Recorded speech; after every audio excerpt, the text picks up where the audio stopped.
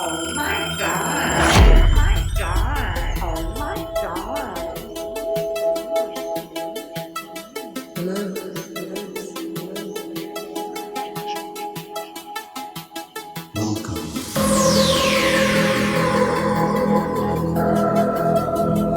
Salut à toi, j'espère que tu vas bien. Aujourd'hui, on se retrouve dans ma cuisine pour parler de cette fameuse trilogie où on a commencé par apprendre un petit peu ce que sont nos intestins avec notre microbiote intestinal. On a parlé d'abord des probiotiques, les bons probiotiques pour avoir son poids de forme, mais pas que. Les prébiotiques qui vont nourrir de manière indispensable nos probiotiques. Et là, aujourd'hui, on va parler des sels. Alors oui, c'est pas fun, c'est pas terrible, mais c'est un sujet quotidien dont on dépend réellement et nos sels peuvent vraiment nous révéler notre état de santé. On va voir ça d'abord dans cette vidéo, comment les interpréter, si elles sont normales ou anormales, qu'est-ce que des sels anormales, qu'est-ce que cela veut nous dire par rapport à d'autres organes dans notre corps qui fonctionnent bien ou moins bien. Et on finira par les deux gros chapitres de sels un peu anormales qui sont tout d'abord la constipation et ensuite la diarrhée. Et on finira par une conclusion. Est-ce que ça te va? Oui? Allez, let's go!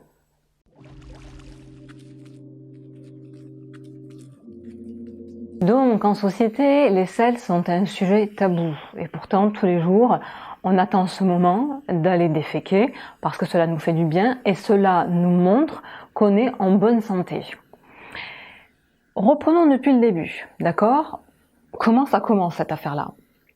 On mange. On insère par la bouche des aliments qui sont broyés par nos dents. C'est pour ça que la mastication est très très importante et si on a des dents, ce n'est pas pour rien. Donc, on mange. L'aliment donc est broyé par nos dents et mélangé par notre salive qui a un pH neutre. Ça descend, ça va jusque dans l'estomac où ça va être broyé pendant quelques heures avec des sucs digestifs acides de l'estomac. Donc tout cela est transformé, prédigéré et ensuite ça descend dans l'intestin grêle, d'abord dans la poche supérieure de l'intestin grêle qui est le duodénum. Ça descend dans l'intestin grêle, ça continue d'être transformé et il va y avoir des sucs là aussi digestifs qui viennent essentiellement du pancréas et la vésicule biliaire. Ces aliments ainsi transformés en fameux nutriments vont pouvoir traverser la membrane semi-perméable de l'intestin grêle pour aller via la lymphe et le sang. Et ainsi, l'organisme pompera tous ces nutriments dont il a besoin au fur et à mesure et tout ce qui n'a pas été transformé en nutriments et qui est encore assez grossier va aller dans le gros intestin qui est le côlon et c'est ainsi qu'on va aller faire caca parce que ça n'a pas été transformé, ça n'a pas été utilisé et donc ça passe dans le gros intestin, on attend que ça aille dans le rectum et ensuite dans l'anus et ensuite on fait caca. Outre le fait que on soit bien, on se sente bien une fois qu'on aille à la selle. On a vu que l'importance de ce deuxième cerveau, qui sont les intestins, ce centre hara, comme disent les Japonais, ce centre hara, c'est ce centre de vie où l'enfant peut être en gestation, on peut mettre au monde par rapport à notre ventre, à ce niveau-là.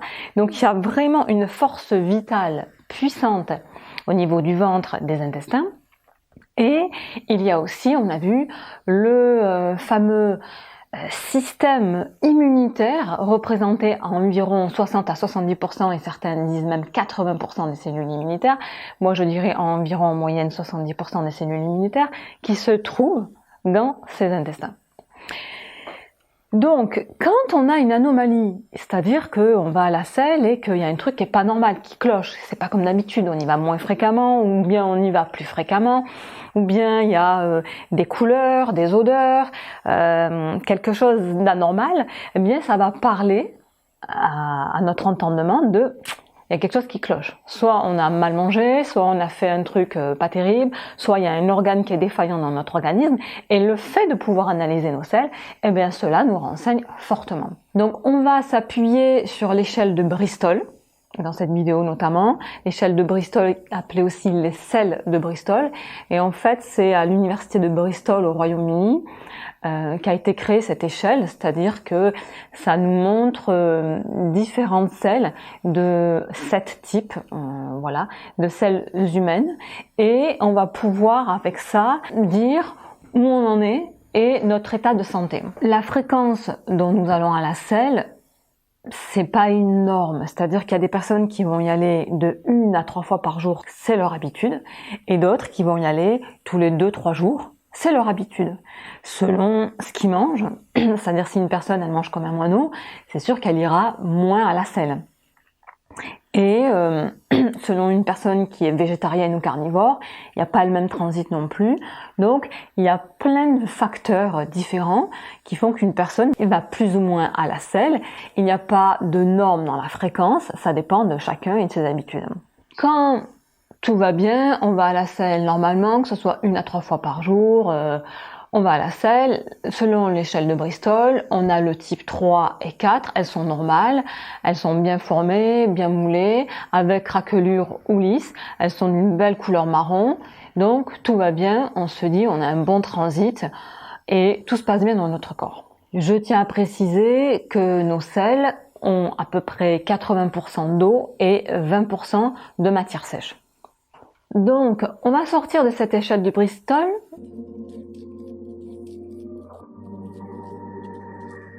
On va faire vraiment 2 gros chapitres pour la constipation et la diarrhée. Mais là, on va parler de selles anormales qui ne sont pas bien moulées, marron. Et qu'est-ce que c'est? On peut avoir des selles grasses qui flottent et qui ont du mal à disparaître quand on tire la chasse d'eau.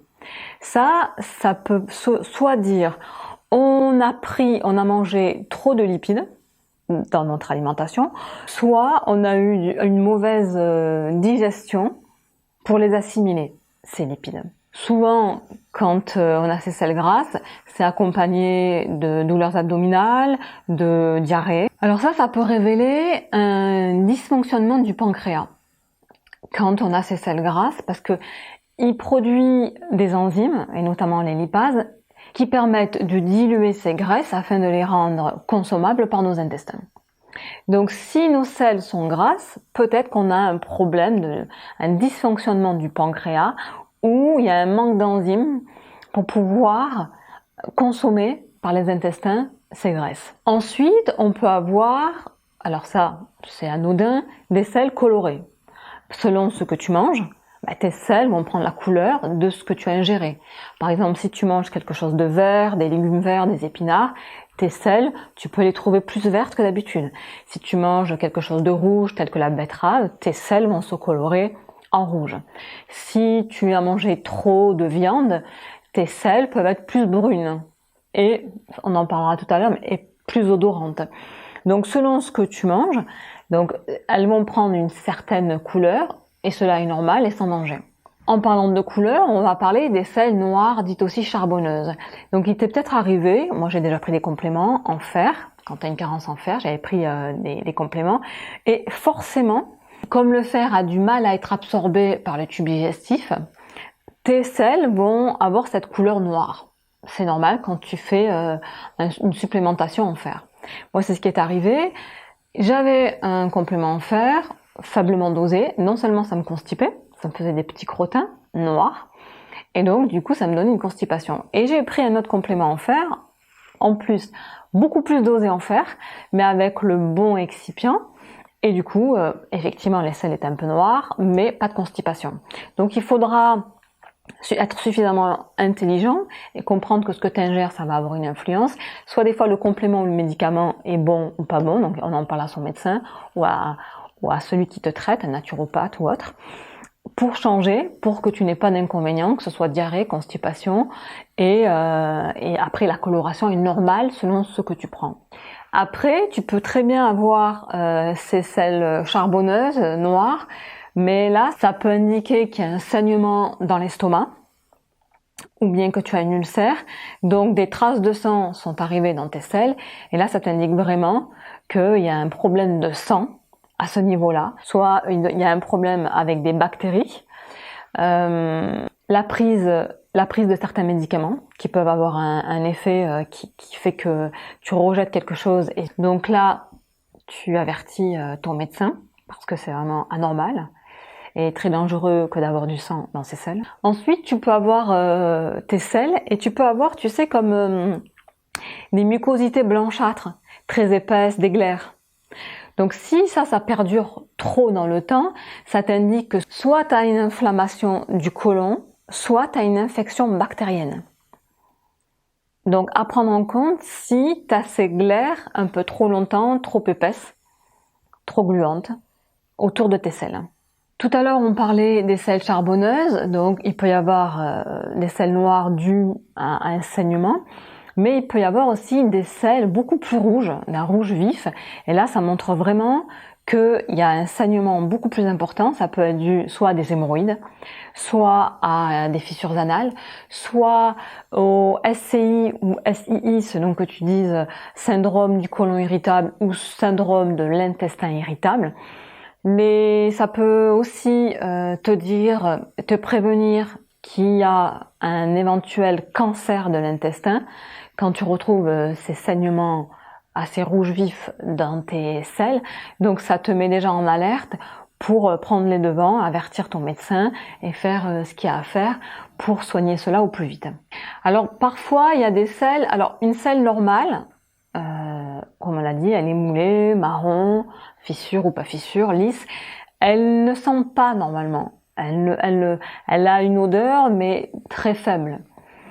Et quand il y a des odeurs par contre très très odorantes, alors là tes selles sont en train de parler, il y a une anomalie, vraiment. Parce que si tes selles à chaque fois elles sentent très très mauvais, c'est qu'il y a un problème quelque part. Soit tu fais une intolérance alimentaire, donc tu manges quelque chose que finalement ton corps ne supporte pas et tu es en intoxication permanente dans ton organisme. Soit ça peut être périodique, tu as un changement dans ton alimentation, que tu sois parti en voyage ou revenu, ou voilà, il y a un changement dans ton alimentation et ça peut être indicateur. Ça peut être dû donc à une constipation, et donc effectivement c'est trop resté dans le côlon ou bien dans ton rectum, et donc là il peut y avoir cette mauvaise odeur et il peut y avoir aussi une infection. Donc c'est annonciateur de quelque chose. Dis-toi que c'est pas normal. Et de plus, si tu as des symptômes qui s'ajoutent à ces fortes odeurs malodorantes, eh bien tu peux avoir des spasmes, des douleurs abdominales, tu peux avoir de la fièvre, et là c'est assez annonciateur de quelque chose. Donc il faut que tu ailles chez ton médecin. Ensuite, on peut avoir des selles claires. Alors, comme j'ai dit tout à l'heure, une selle normale, c'est une selle brune, marron. Et si ta selle elle est claire, ça montre que normalement une selle elle est marron, tu sais c'est quoi? C'est grâce à la bile que produit le foie et la vésicule biliaire. C'est en cela que la selle est normale, est brune, parce que c'est de la bile sécrétée par ces deux-là, foie et vésicule biliaire. Si ta selle est claire et que ça perdure, ça veut dire qu'il y a un problème à ces niveaux-là, foie et vésicule biliaire. Effectivement, il y a moins de bile ou bien son flux à cette bile est obstrué. Ça peut être ça aussi. Donc, ça demanderait à avoir aussi des analyses et à se rapprocher de son médecin. Donc, tu as vu déjà que des selles différentes que la normale, ce que tu as d'habitude, elles te parlent en fait. Elle t'indique quelque chose, elle te met la puce à l'oreille pour que tu réagisses, parce que ça peut être effectivement léger quand c'est très peu de temps, mais quand ça perdure, c'est assez indicateur de dire bon, il y a quelque chose qui cloche et il faut le résoudre au plus vite. Maintenant, on va faire le chapitre de la constipation.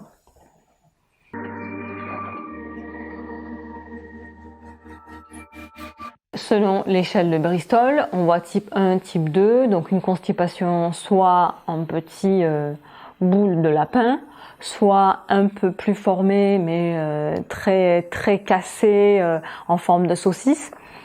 Donc la constipation, c'est le fait d'avoir du mal à aller à la selle, à évacuer ces selles, et des fois en plus on a des douleurs à pouvoir sortir ça.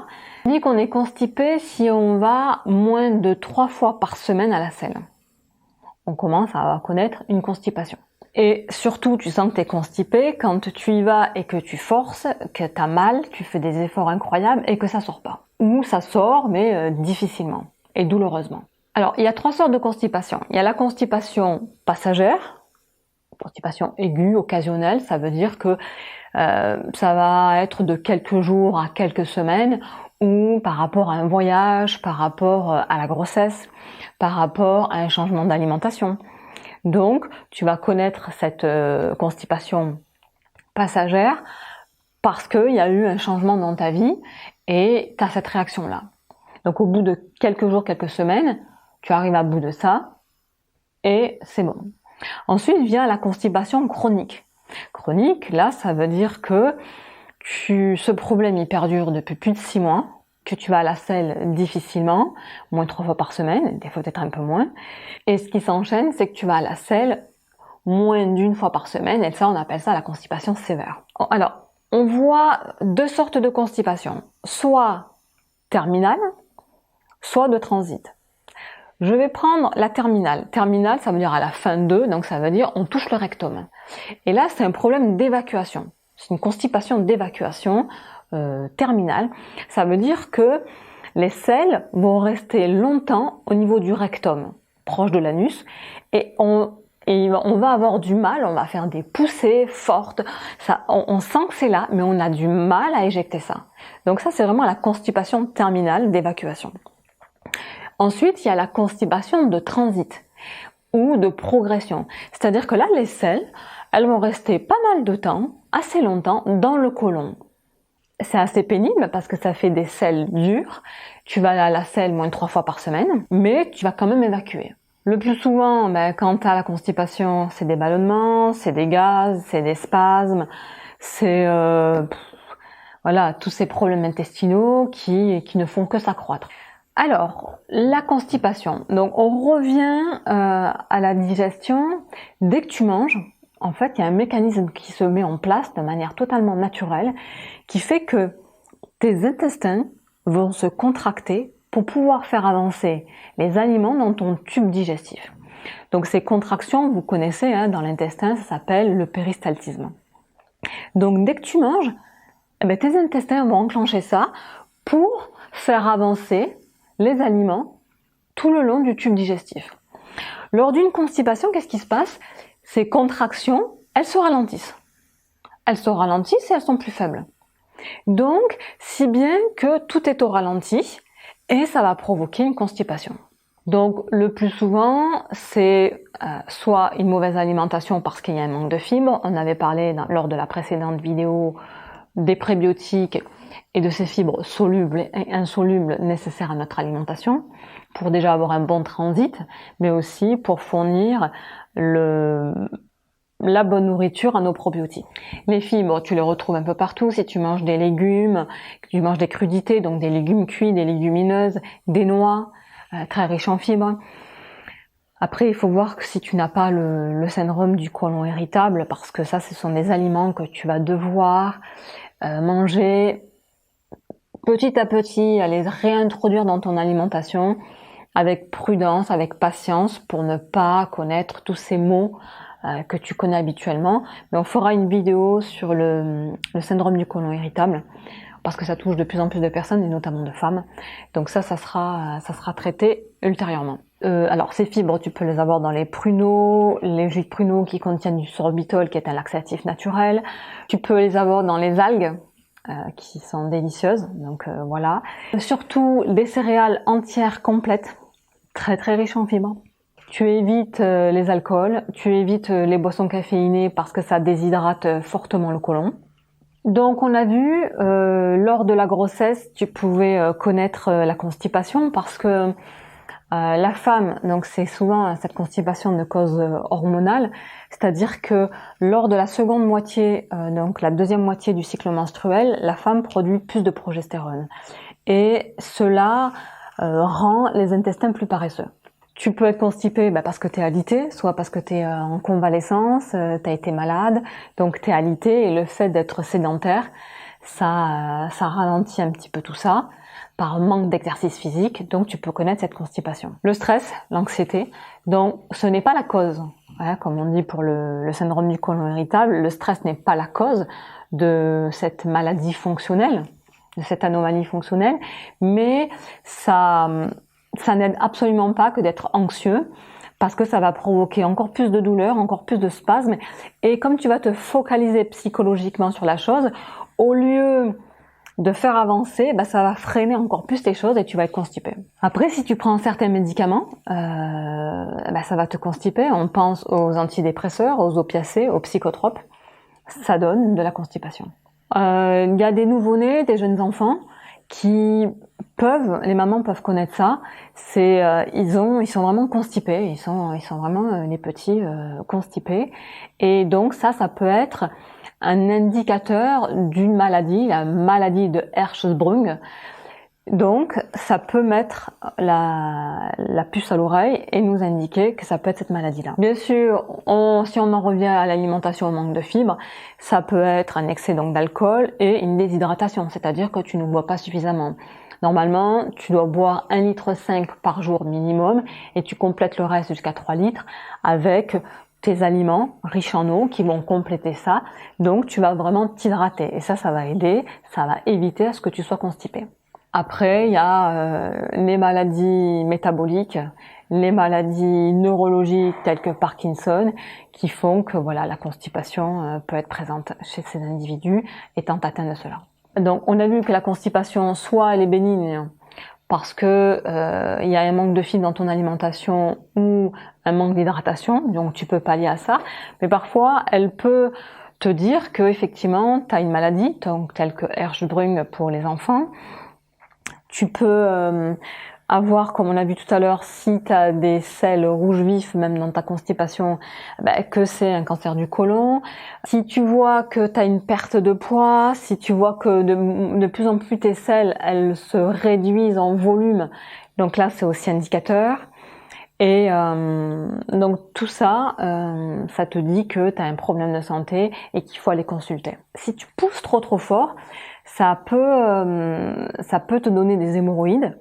Et il faut traiter impérativement les hémorroïdes pour ceux qui en ont, parce que les hémorroïdes vont faire, ça c'est une boucle, tu vois, un peu de farfelu, mais les hémorroïdes font que tu peux avoir de la constipation, si tu ne les traites pas. Il peut y avoir donc des fissures anales. La constipation peut dire aussi que tu as une obstruction, donc une occlusion totale de ton transit. Donc ça t'alerte aussi. Si elle persiste, certains ont une incontinence fécale, ça veut dire que c'est comme l'incontinence urinaire, ou que t'ailles, quoi que tu fasses, à tout moment, tu peux faire caca. Donc sans retenue, sans contrôle, sans maîtrise. Donc si la constipation persiste, ça peut te donner aussi ces résultats-là. Si tu fais un abus aussi de laxatifs, et surtout on le verra tout à l'heure, les stimulants, ils sont très irritants pour le côlon, et à la longue ça va te faire le contraire, des intestins encore plus paresseux, et tu entretiendras finalement cette constipation chronique par l'abus de laxatifs. Donc les personnes les plus susceptibles de connaître la constipation, ce sont les femmes, on en a parlé tout à l'heure, par rapport à la progestérone qui est sécrétée à la seconde moitié du cycle menstruel. Les enfants sont touchés aussi. Le plus souvent, en fait, on ne le sait pas, mais ils font une intolérance alimentaire au lactose, au lait de vache. Et moi, en fait, étant petite, j'ai fait ce symptôme. Ça touche les enfants à peu près de l'âge de 4 ans. Et donc, s'ils connaissent des constipations, ça peut indiquer qu'il y a une intolérance au lait de vache. Les personnes qui peuvent connaître aussi la constipation, mais ce sont les personnes âgées, ce sont les hommes et femmes depuis 65 ans déjà, et en plus des personnes vraiment qui sont alitées, comme on disait tout à l'heure, malades, en convalescence, accidentées, et le transit fonctionne moins bien par manque d'activité. Donc effectivement, l'exercice physique est très important parce qu'il permet aux muscles abdominaux d'être actifs, et en cela, ça facilite le transit intestinal. Donc, si tu vas marcher, si tu vas faire du vélo, toute activité, et même le yoga, moi je sais pas si vous avez déjà essayé, mais il suffit de faire des asanas de yoga, d'utiliser cette respiration, et notamment ventrale, qui va du haut des poumons jusqu'en bas dans le sacrum, et je peux te dire que tu n'es plus constipé là. tu n'es plus du tout constipé. Donc l'activité physique est majeure dans ces cas-là, comme dans de nombreux cas d'ailleurs. Si je suis coach sportif, c'est pas pour rien. Donc j'ai énuméré tout à l'heure par rapport à l'alimentation riche en fibres, et en complément qu'on va pouvoir prendre, ce sont des laxatifs naturels. Il existe deux sortes de fibres. On a dit tout à l'heure solubles ou insolubles. Soluble, ça va se mélanger à l'eau, ça va former un mucilage, un genre de gel visqueux qui vont permettre aux selles d'être plus volumineuses et de sortir. Et insoluble, eh bien ça ne se mélange pas à l'eau, c'est pas digéré, ça descend jusque dans le côlon. Les fibres insolubles, eh bien, vont absorber beaucoup d'eau et vont permettre de faciliter la contraction de l'intestin. Donc, on peut être constipé aussi parce qu'on répond pas immédiatement à l'appel d'aller à la selle. Donc on va retenir. Et plus on va retenir dans le temps, plus ça va former une constipation. Et ça va rester, c'est surtout pour la constipation terminale, ça va rester dans le rectum et tu vas avoir du mal, avec des efforts incroyables, à expulser ça. Donc dès que tu as un besoin pressant d'aller à la selle, le plus vite possible, tu dois t'y rendre. Et d'ailleurs, il y a une mécanique qui fait que après que tu aies mangé, je te l'ai dit, hein, tu manges et direct, ça se met en place, le péristaltisme, les contractions arrivent et pour que la nourriture descende et que tu ailles à la selle. Donc, profite de ce moment-là, si une demi-heure après avoir mangé, tu vas à la selle, tu fais quelques poussées, pas plus de 5 minutes pour ne pas faire d'hémorroïdes, et tu vas à la selle, et c'est une bonne gymnastique qu'on fait faire aussi aux enfants quand ils sont constipés pour les aider à déféquer plus facilement avec le temps. Hold up, wait a second. I need to know your title. Turn around, I need a minute. Are you anybody's wife yet? Keep holding my breath since the day you left. Can't get no. Bien sûr, quand la constipation persiste, eh ben, on prend des laxatifs. Alors, on va aller du plus doux au plus fort, ce qui n'est pas recommandé. Mais les plus doux, les plus naturels, on connaît le psyllium. On en a parlé, je pense, dans la précédente vidéo. C'est un mucilage qui vient de la graine du plantain, ça va gonfler, ça va former ce gel et ça va permettre de descendre et de ramollir les selles et de les rendre plus volumineuses. Donc parfois, il faut attendre quelques jours pour que ça fasse effet. Et quand tu prends du psyllium, il faut énormément en boire pour que le gel aille jusqu'au bout qui débouche tout ça. Alors les graines de lin sont aussi efficaces. C'est de la pectine, hein, son mucilage. Et c'est très riche donc en acides gras polyinsaturés. En général, il faut les broyer fraîchement. C'est pas en poudre, c'est de manière assez grossière. On peut les garder une semaine max au frigo, parce qu'après ça rancit, donc il faut renouveler cela. Mais ça permet vraiment, ce mucilage très très doux et naturel, d'aider à l'évacuation des selles. Alors moi, j'utilise beaucoup dans ma cuisine quand je veux faire une gelée ou dans une compotée, je mets de l'agar-agar. C'est un mélange de diverses algues rouges. Ça forme un gel et le fait de le consommer, ça peut aider aussi comme laxatif naturel très très doux. La gomme de goire, c'est pareil, issue de la plante indienne, le goire.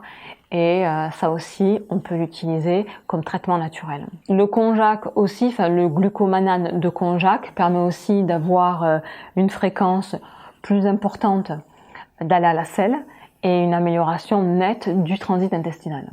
Alors ensuite, il y a les laxatifs émollients. Donc il y a le liber, c'est l'écorce intérieure de l'arbre l'orme rouge. C'est les Amérindiens qui utilisent ça.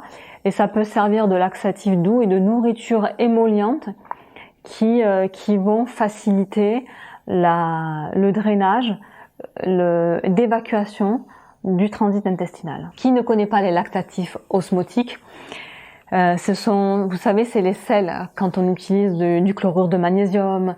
Ça concerne aussi des sucres non assimilables par l'intestin. Si je vous dis lactulose, sorbitol, mannitol, eh bien, les gastroentérologues ou les proctologues administrent ça aux patients pour qu'ils aient leur laxatif osmotique pour pouvoir aller à la défécation, c'est-à-dire que les selles vont être ramollies et ainsi faire leur passage jusqu'au rectum à l'anus. Après, il y a les fameux suppositoires avec de la glycérine. Ça, c'est quand vraiment tu as la constipation terminale au niveau du rectum, d'évacuation, donc c'est la constipation distale.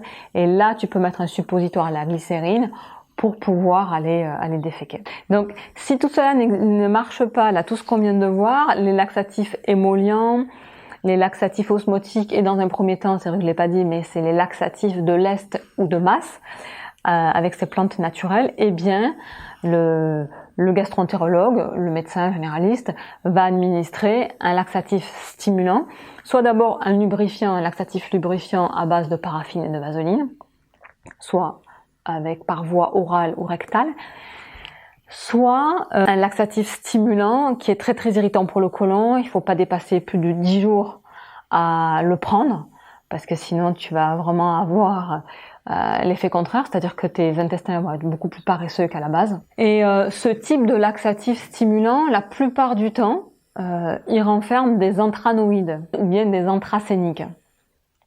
Et selon les plantes qu'on utilise, ils ont un dosage naturel, un pourcentage en antranoïdes plus ou moins important. Donc, on va voir plus c'est important, plus on diminuera en poids la consommation qu'on va faire de cette plante-là, plus ou moins riche en antranoïdes. Donc, pour ne citer quelques-uns, il y a le séné, il y a l'aloe vera, il y a la bourdaine, il y a le cascara sagrada, il y a la rhubarbe et sa racine, la racine de rhubarbe qui contient faiblement des antranoïdes. Et ce qui permet aussi d'évacuer, c'est l'huile de ricin. Alors l'huile de ricin ne contient pas d'antranoïdes. Par contre, l'huile de ricin contient un acide gras, c'est l'acide ricinoléique, qui va avoir une action purgative.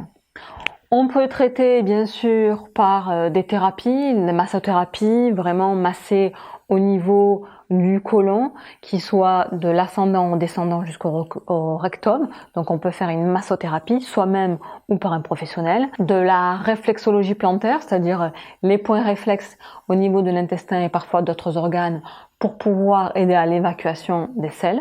On peut faire une irrigation du côlon. Moi, je sais que j'avais fait ça à Paris, dans le 19e à Paris. Et c'était en 2018, en avril-mai 2018, j'avais fait ça. Une hydrothérapie, donc si on veut, des fois on peut faire une irrigation. Je connaissais pas de constipation, mais c'était juste pour nettoyer mon côlon. Donc vous avez plusieurs séances si vous voulez. Et on peut faire une hydrothérapie, entre autres.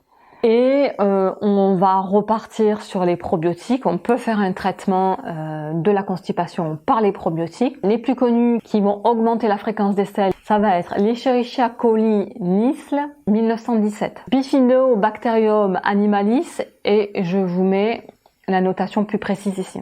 Le Lactobacillus casei shirota. Dans les Lactobacillus aussi, il va y avoir le Plantarum et le Rhamnosus. Et en Bifidobacterium, le longum. Il existe aussi des traitements pour rééduquer la contraction et le relâchement du sphincter et avoir toute une rééducation du plancher pelvien à travers la thérapie qui est le biofeedback. Donc ça, il faut aller voir un professionnel qui fait ce genre de choses et qui va permettre cette rééducation au bout de 3 à 10 séances. Et on en vient au chapitre suivant, la diarrhée.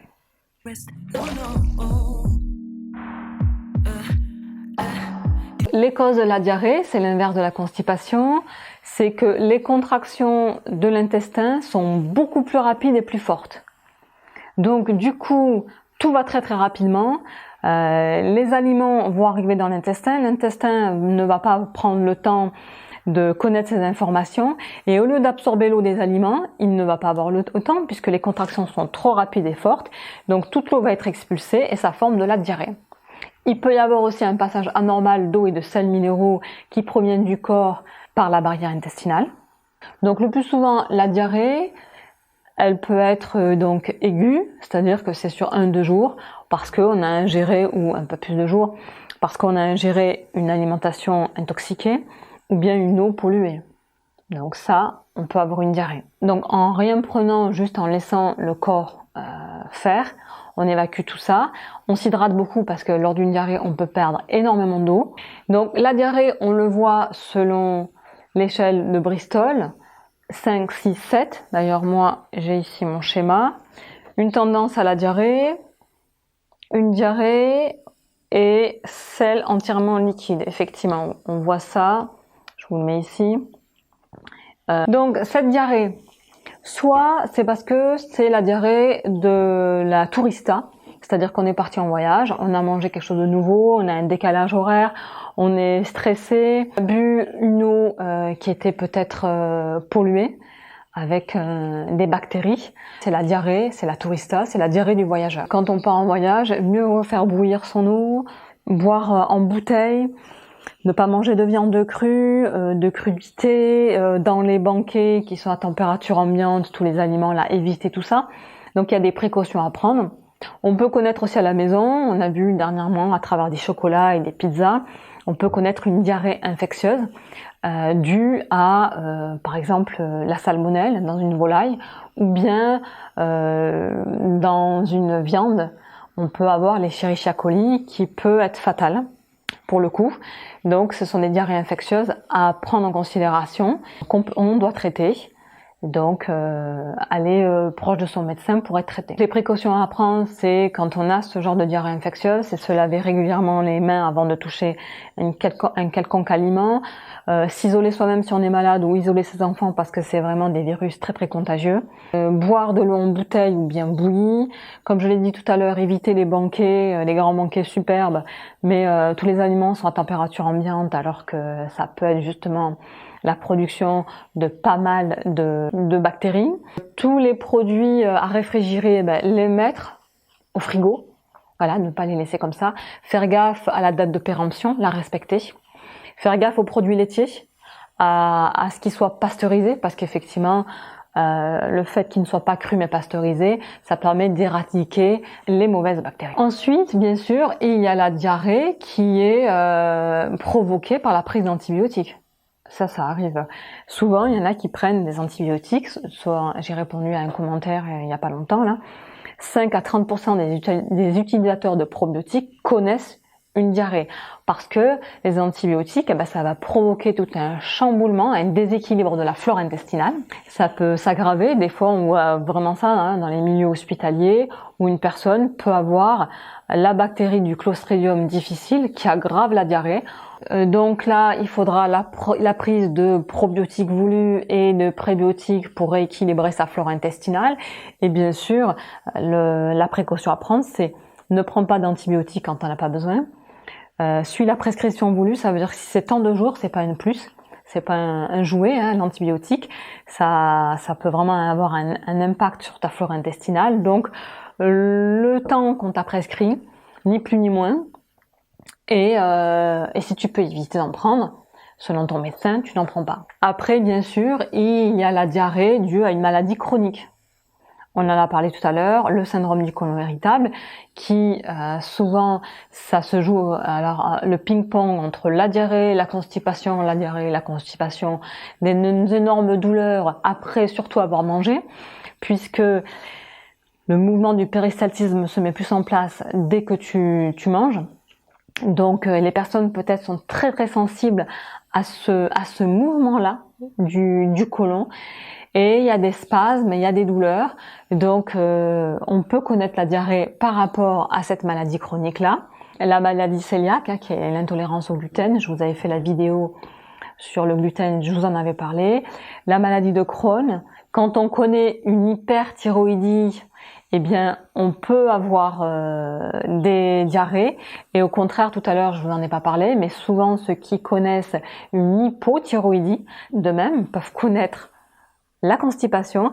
Et ceux qui connaissent une hyperthyroïdie, c'est la diarrhée. On parlait tout à l'heure des enfants, l'intolérance au lactose. Ça peut être la cause d'une diarrhée. Donc, si tu as une constipation chronique ou sévère, chronique, ça veut dire que ça dure plus de 4 semaines et de 6 mois. Donc là, il faut vraiment aller chez le médecin pour résoudre le problème. Si tu as une diarrhée aussi due au stress, à l'anxiété, il faut vraiment que tu fasses des thérapies, que tu fasses du yoga, des respirations, là aussi, pour gérer ton stress. Tu vois, il est aussi bien pour la constipation que pour les diarrhées. Donc il va falloir vraiment, c'est un problème sociétal majeur, le stress. Je pense que c'est le problème number one de notre société qu'il faut absolument gérer pour maîtriser au mieux nos émotions et tout ce qui nous arrive dans la tête, de tout ce qui nous arrive de manière frontale dans nos vies quotidiennes qui ne sont pas faciles. Donc il faut vraiment qu'on gère ça tous pour aller mieux. Donc là, effectivement, on parle de sel, mais c'est un tout à prendre en compte.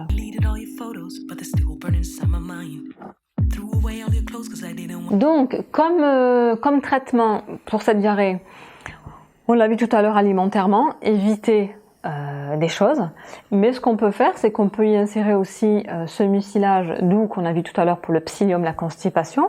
Eh bien, à l'opposé, il sert aussi pour la diarrhée, puisque comme il forme ce mucilage, il va absorber beaucoup d'eau et ça va permettre d'aller doucement dans le côlon, d'absorber beaucoup d'eau et ainsi d'éviter la diarrhée, pour réguler tout ça.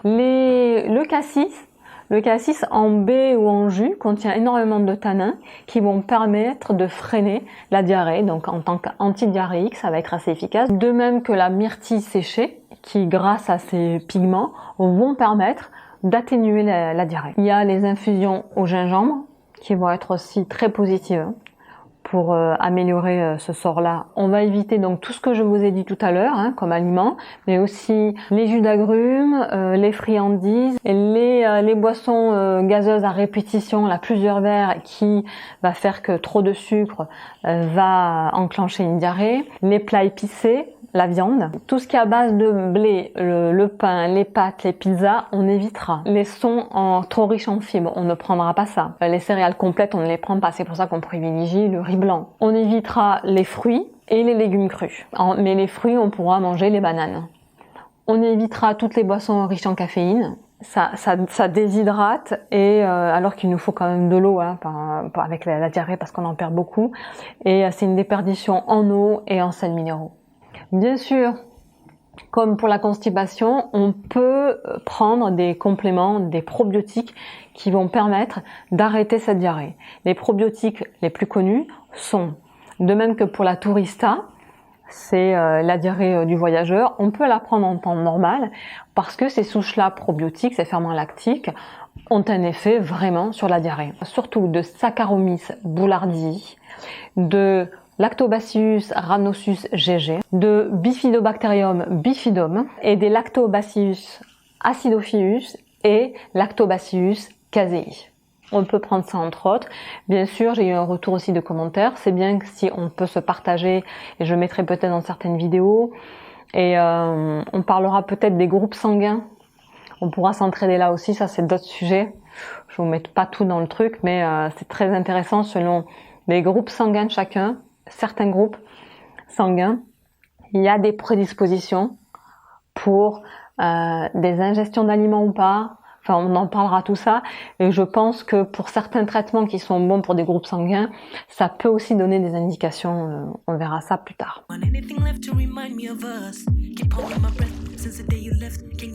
Voilà, on s'arrête là pour aujourd'hui. Les sels, leur interprétation, c'est assez important pour connaître l'état de notre santé. Soit c'est de manière aiguë, transitoire, immédiate, le problème se résout de lui-même en quelques jours, en ayant les bons gestes alimentaires et d'hydratation. Soit c'est un peu plus chronique et là il faut prendre en compte, il faut aller consulter et pour améliorer ça. Donc on a vu, effectivement c'est pas rien, donc on demande à la selle tous les jours. Donc ça dépend, comme je vous l'ai dit, de la normalité de chacun selon la fréquence quotidienne à laquelle il va. Mais vous voyez que rien n'est anodin, que tout veut nous signifier quelque chose dans notre corps et que prendre ça en considération, eh bien c'est des données assez importantes par rapport à nous et à notre état de santé pour qu'on aille de mieux en mieux. Je m'arrête là. Je pense que moi déjà, je vous souhaite un très bel été. Des très bonnes vacances aussi pour ceux qui peuvent en prendre. Moi j'ai décidé de ne pas en prendre cette année parce que j'ai du boulot et c'est mon choix. Je devais prendre mes cours de surf parce que j'ai commencé le surf au Pays Basque l'été passé. Donc j'ai adoré et c'était décidé que je fasse mes cours là juillet-août.